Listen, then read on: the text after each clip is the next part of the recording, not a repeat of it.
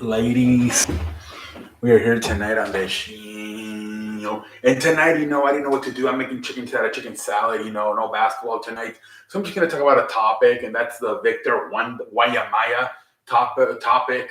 San Antonio obviously winning the draft lottery. They're going to draft him number one. And Timmy, I was talking about how, the other day, how I don't think like tall guys that are like 7 feet tall last that long. Look, the White Howard, kind of like 7, 9 years. Yao Ming, same thing with Houston. Anthony Davis, he's only like what 30, 31. He's already kind of slowing down. It seems like his best year was probably like 3 years ago in 2020.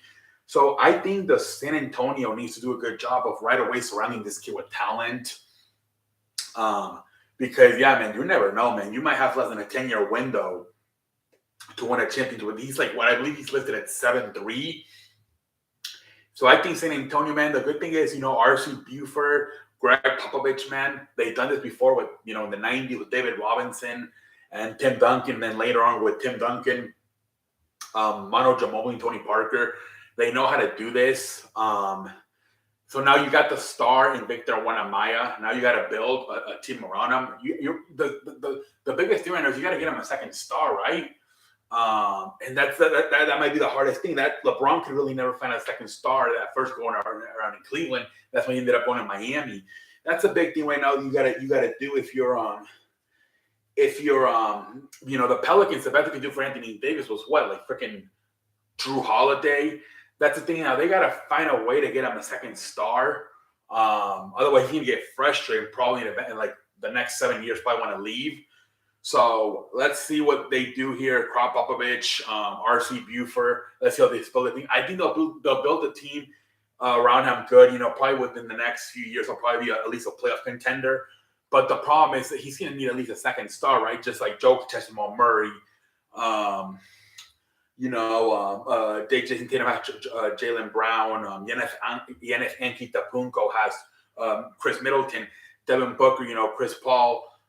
He's going to need that second star. And that's going to be the question right now for San Antonio. Who the hell's going to be the second star? Maybe they should have kept up. Well, they would have probably not gotten the pick, though. They had to get rid of Devontae Murray. Otherwise, they would have not been able to tank enough to get the number one pick. So, yeah, now they're stuck. They got to find a way to get a second guy, like a Jaylen Brown, somebody like that. Chris Middleton to help out, be his Robin, and obviously have Victor Wembanyama be the Batman. But that's the big pressure now. Get that second guy, get that two, get that Robin. So if you don't get him within probably the next 7 years, the kid's going to want to leave. And also, like I said, history says these 7-footers, man, like they kind of burn out faster, like in the NFL running backs. So if I'm Greg Popovich, I'm R.C. Buford, I'm putting my head down and I'm getting to work, building a team around him. And like I said, the hardest thing is going to be finding a Robin for this kid. Let's see what they can do, man. And hopefully this works out. Hopefully it's not one of those where he has a good career, but as a team, they're not very successful. Hopefully this works out for And another thing is Greg Popovich, is he going to stick around for this kid's prime? He might just be there for like maybe 3 years and then he leaves. So could there be a coaching change? Let's see what happens. I do wonder if if Victor Wembanyama is going to be able to win a championship with the San Antonio Spurs. But let's see what happens, ladies and gentlemen. But my thing is they got to do this fast because history says that these 7-footers,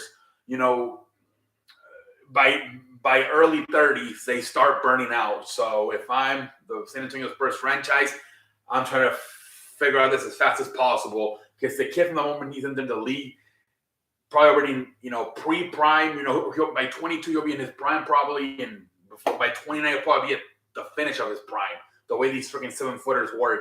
San Antonio's got to get to work, and let's see what happens. But until next time, holla!